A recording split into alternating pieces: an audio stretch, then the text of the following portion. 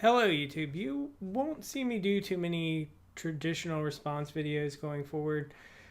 It's not really what I want to do with my channel. It'll be more often that I'll address a big topic that perhaps people are talking about without responding to just one person directly.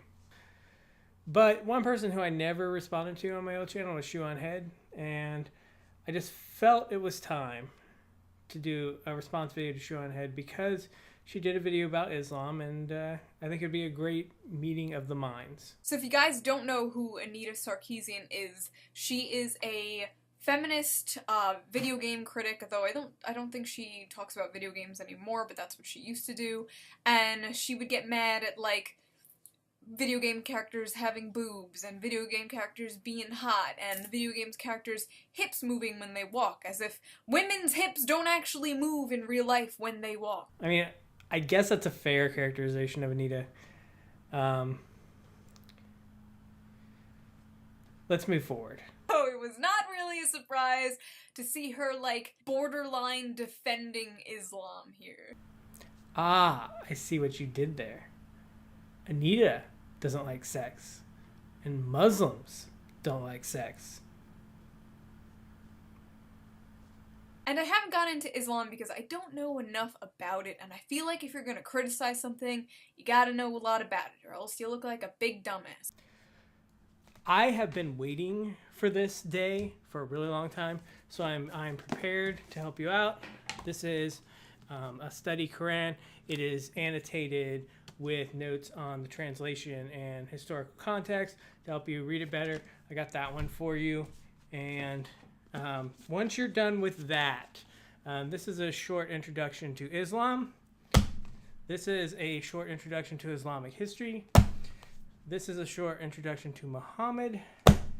This is a short introduction to philosophy in the Islamic world.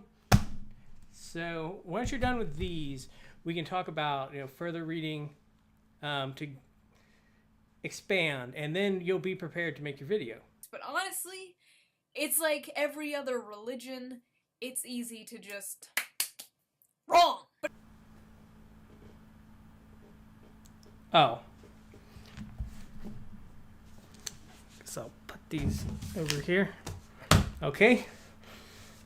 But it's definitely the only religion today that has just huge chunks of people that are absolutely radicalized by it. Islam is not the only religion that has radicals. Obviously, there are socio-political events that cause radicalism in different parts of the world, which we could discuss in great detail.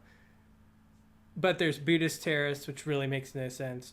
There's Christian terrorists. There's Jewish terrorists. Each of these groups, it takes a complex understanding of what's going on to really analyze. So it's a little simplistic is what I'm saying. And I'm absolutely getting sick and tired of waking up every month with a new terrorist attack. It was shocking at first. Every time it happened, holy shit, I can't believe this. Now, oh, another one. Like, what the fuck? That shouldn't be a reaction. It shouldn't be like, good morning, Joe, hear about that terrorist attack? Must be Tuesday.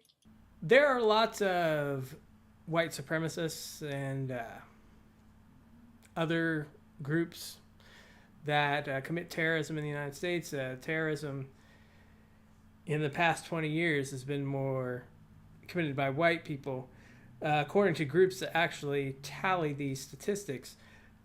But the media tends to report anything done by Muslims as terrorism, and things done by white people as a different kind of event, a mass shooting or something else. So that skews the public's ideas about these things, and that's part of the problem. And the worst part about this, besides, hundreds of people dying, is the absolute apologetics from people mostly on the left wing. Now, you all know I am left wing myself, and the reason I love to criticize people who are also left wing is because I'm fucking embarrassed. I mean, once again, we're in agreement on liberals. I'm sure we're talking about the exact same people as well, and the exact same issues. So let's just move on. For some left-leaning people on Twitter, their first reaction to hearing about an Islamic terror attack is, not all Muslims.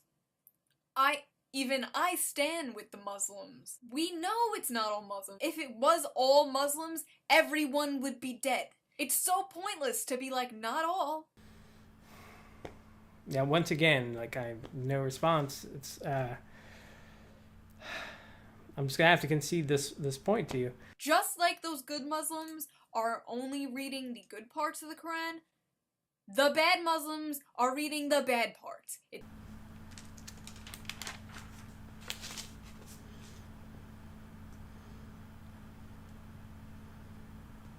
There are people living here in the first world, in the West, who want Sharia law. There are feminists who want Sharia law.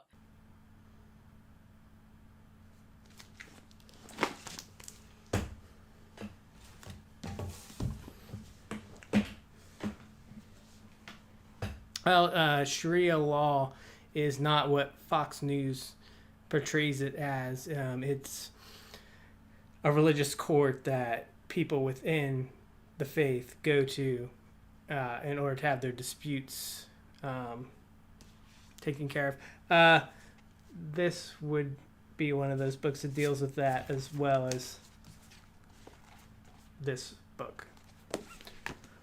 I'm just tired of criticizing Islam and Islamic terrorism and seeing my friends do the same, and them being called racist, them being called Islamophobes.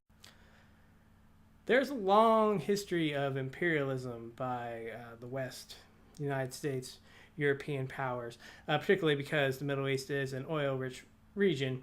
A lot of overthrowing of leaders and countries over there, a lot of setting up puppet governments, a lot of shenanigans here and there. Once again, things that, when people are talking about this issue, usually don't mention. Now, I understand it annoys you that certain people actually are aware of these things, and therefore they might overcompensate for that awareness by being simplistic on Twitter. Now, a good thing to do would be to have a conversation with someone who knows what they're talking about off of Twitter. People on YouTube have been criticizing Christianity and other religions for years, and they're not called Christian phobes. I'm tired of liberals seeing conservatives criticizing Islam and getting mad at them. Islam is more conservative than Western conservatives. When you're in agreement with hateful Christian conservatives and you're an atheist, you might want to unpack the issue that you're in agreement on. That might be a good idea. That doesn't mean you're wrong, because you could be right and they could be right for totally different reasons. But it's much more likely you're both using the same reasoning.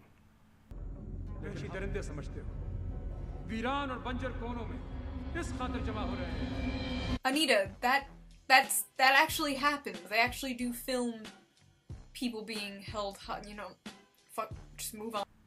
Okay, Shu continued to talk about Anita's video. Here's an example of one of her comebacks to Anita.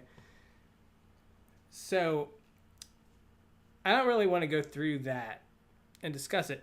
I think I'll just do like a nice little solid and go through this point that she was trying to make back to Anita, just to like show you how somebody might respond to Anita's use of clips without any concern for their context. So I'm going to put on my thinking cap, and now that I've done this, the clip she uses from Iron Man, this is a very bad example within context for her to use, because Iron Man is explicitly a film that is commenting on the war on terror. Tony Stark is a war profiteer, basically, and he discovers that terrorists are using as weapons. Now, the real villain of the film turns out to be a white businessman, not some Arab terrorist. So it's a commentary on that, not an example of that, which Anita tends to use. If you look at the second Iron Man, its politics are almost in opposition to that. It's the white businessman is going to save us. A lot of people have pointed out how similar that story is to things you see in Ayn Rand, like the Fountainhead. But the third one goes back to this theme. And in that film, the villain is someone who wanted to be Tony Stark at one point. And he is emulating the old Tony Stark, whereas Tony Stark is supposedly changed, reevaluated himself.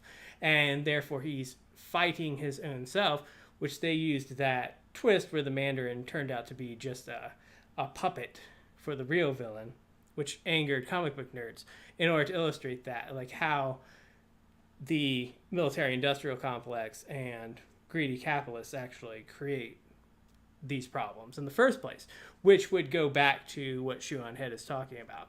So, fuck you, Anita, you stupid bitch.